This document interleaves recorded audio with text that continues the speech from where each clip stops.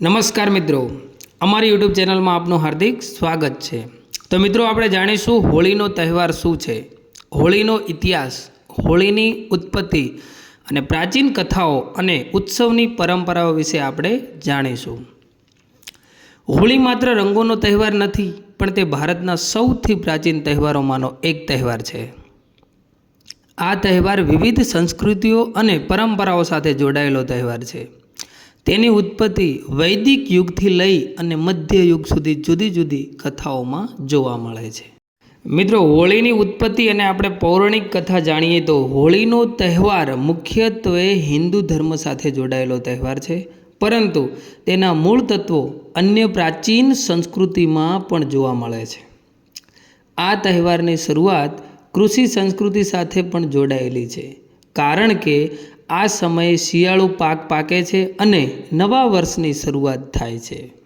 હોળીની પ્રાગટ્ય કથાની વાત કરીએ તો હિરણ્યકશ્યપ, પ્રહલાદ એમનો દીકરો અને હોલિકા હિરણ્યકશ્યપની બહેન। હિરણ્યકશ્યપ એક અસુર રાજા હતો, જે ઈશ્વર વિરોધી હતો અને ઈચ્છતો હતો કે બધા લોકો મારી જ પૂજા કરે। તેમનો પુત્ર પ્રહલાદ ભગવાન વિષ્ણુનો પરમ ભક્ત હતો અને પિતાની આજ્ઞાને નકારી દેતો હતો। હિરણ્યકશ્યપે અનેકવાર પ્રહલાદને મારી નાખવાના પ્રયાસો કર્યા, પરંતુ ભગવાન વિષ્ણુની દયાથી પ્રહલાદ હંમેશા બચી જતો હતો।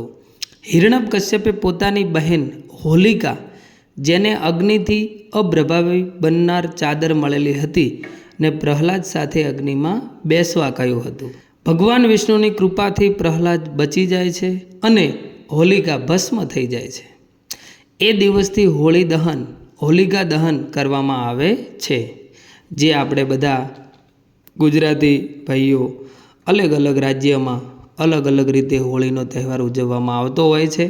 અને આપણે જે હોલિકાનું દહન થઈ ગયું અને ભગવાન વિષ્ણુના ભક્ત પ્રહલાદ જે હોલિકામાંથી જીવિત ભગવાન વિષ્ણુની દયાથી બહાર નીકળ્યા અને હોલિકાનું દહન થઈ ગયું, હોલિકા ભસ્મ થઈ ગઈ, ત્યારથી આપણે હોળીનો પર્વ દિવસ મનાવીએ છીએ।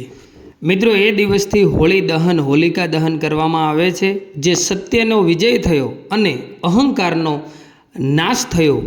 બીજી બાજુ આપણે જોઈએ તો વૃંદાવન, મથુરા અને બરસાણામાં કૃષ્ણ રાધાની યાદમાં હોળી ઉજવવામાં આવે છે। કૃષ્ણ ભગવાન બાળપણમાં કાળા હતા, એમને ડર હતો કે રાધા મને પસંદ કરશે કે નહીં કરે। માતા યશોદાએ કહ્યું કે કૃષ્ણ રાધાને કોઈ પણ રંગમાં રંગી દેવી જોઈએ।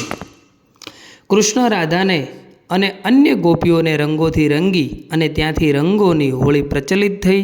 આજ સુધી વૃંદાવન, મથુરા અને બરસાણામાં કૃષ્ણ રાધાની યાદમાં વિશેષ હોળી પણ ઉજવાય છે। અને આપણે પણ મિત્રો હોળી પછી જે ધૂળેટી રંગોનો તહેવાર ઉજવીએ છીએ। પ્રાચીન સમયની અંદર હોળીની ઉજવણી લોકો કેવી રીતે કરતા હતા એ પણ આપણે જાણીએ। વૈદિક અને પૌરાણિક સમયમાં હોળીને નવા વર્ષનો આરંભ તરીકે જોવામાં આવતો હતો।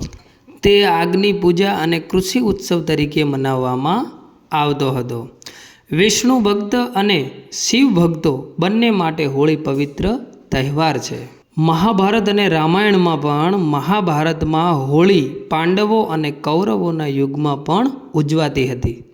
રામાયણ અનુસાર ભગવાન રામના યુગમાં અયોધ્યામાં હોળી તહેવાર ઉત્સાહથી ઉજવાતો હતો। મધ્યયુગ અને ભક્તિકાળ, મીરાબાઈ, સુરદાસ, તુલસીદાસ અને ચૈતન્ય મહાપ્રભુ જેવા ભક્તોએ હોળી વિશેષ કાવ્યો લખ્યા છે। મથુરા, વૃંદાવન અને રાજસ્થાનમાં વિશેષ કૃષ્ણ ભક્તિથી ભરેલી હોળી ઉજવાય છે। હોળી ઉત્સવની વિવિધ પરંપરાઓ અને તેના પ્રકારો આપણે જાણીએ।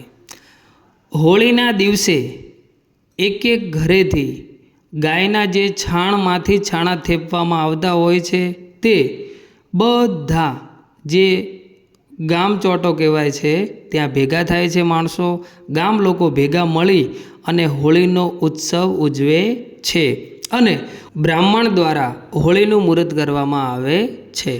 જે યુવાનોના લગ્ન થઈ ગયા હોય છે તે યુવાન મિત્રો સજી ધજી હાથમાં તલવાર અને બીજા હાથમાં નાળિયેર લઈ અને હોળીની પ્રાગટ્ય થાય પછી હોળીની ફરતે 4 ફેરા ફરે છે અને પછી થૂલા ખજૂર વહેંચે છે. હોળીની વચ્ચોવચ્ચ એક ધોળી ધજા રાખવામાં આવે છે અને એ ધજા રાખવાનું કારણ એ હોય છે મિત્રો કે વર્ષ કેવું આવશે, આવનારું વર્ષ કેવું આવશે એ ધજા ઉપર નક્કી થાય છે. એ ધજા કઈ બાજુ પડે છે એના ઉપર નક્કી કરવાની પણ પરંપરા ગામડાઓમાં આવેલી હોય છે. ધૂળેટી હોળીના બીજા દિવસે રંગોથી રમત રમાય છે. લોકો એકબીજાને રંગ, ગુલાલ અને પાણીથી ભીજવે છે અને એકબીજાના હેતથી 2 હાથ કલર વડે એકબીજાના મોઢા રંગતા હોય છે. બીજી બાજુ આપણે જોઈએ તો લઠમાર હોળી. તો લઠમાર હોળી એટલે મિત્રો તમને એમ થયું હશે કે આ કેવી હોળી? તો બરસાણાની અંદર મહિલાઓ પુરુષોને લાકડીથી મારવાનો નાટ્યાત્મક ખેલ રમે છે. તેને મિત્રો લઠમાર હોળી કહેવામાં આવે છે. મિત્રો હાલની હોળી અને ઉજવણી વિશેની વાત કરીએ તો આજના સમયની અંદર હોળી માત્ર હિન્દુઓ સુધી મર્યાદિત નથી, પણ તે વિશ્વભરમાં વિવિધ સમાજો અને ધર્મો દ્વારા મનાવવામાં આવે છે. ઉત્તર ભારતમાં કૃષ્ણ રાધાની યાદમાં હોળીની વિશેષતા છે. રાજસ્થાનમાં હોળી શાહી શૈલીમાં ઉજવાય છે, જે રાજવંશીઓ દ્વારા શરૂ કરવામાં આવી હતી.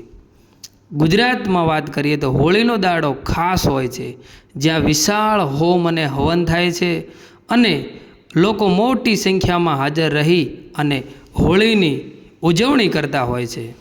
જ્યારે મહારાષ્ટ્રમાં સિમગા અથવા રંગપંચમી તરીકે ઓળખાય છે અને પશ્ચિમ બંગાળમાં દોલ ઉત્સવ તરીકે ઉજવાય છે. હવે વિશ્વભરમાં હોળીની વાત કરીએ તો નેપાળમાં ફાગુ પૂર્ણિમા તરીકે ઉજવાય છે. USA અને યુરોપમાં ભારતીય સમુદાયો અને યુવાનો દ્વારા હોળી પર ઉજવાય છે. સુરીનામ, ત્રિનિદાદ અને ફિજીમાં ભારતીય વંશજ દ્વારા ભવ્ય હોળી ઉજવાય છે. હોળીનો સંદેશો અને એનું મહત્ત્વ શું છે? સત્યની વિજય હોલિકા દહનથી જણાય છે કે સત્ય અને ન્યાય હંમેશા જીતે છે.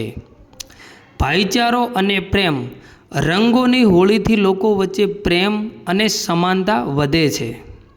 નવા ઉર્જાનો આરંભ, હોળી આધ્યાત્મિક અને શારીરિક રૂપે સ્વચ્છતા લાવવાનો તહેવાર છે. પ્રકૃતિ અને કૃષિ સાથે જોડાયેલો તહેવાર, નવી ઋતુનો આરંભ અને ફસલોનો ઉત્સવ છે. હોળીનો તહેવાર મિત્રો આપણા ગુજરાતમાં નહીં, આખા ભારતમાં નહીં પણ વિશ્વભરમાં ઉજવાય છે. પણ ખાસ કરીને તો આપણા ભારતની અંદર ગુજરાતમાં, રાજસ્થાનમાં ખાસ કરીને તહેવાર ઉજવાતો હોય છે. તો આ આપણે જોયું મિત્રો હોળી વિશેની વિશેષતાઓ. બોલો શિવશંકર ભગવાન કી જય, વિષ્ણુ ભગવાન કી જય.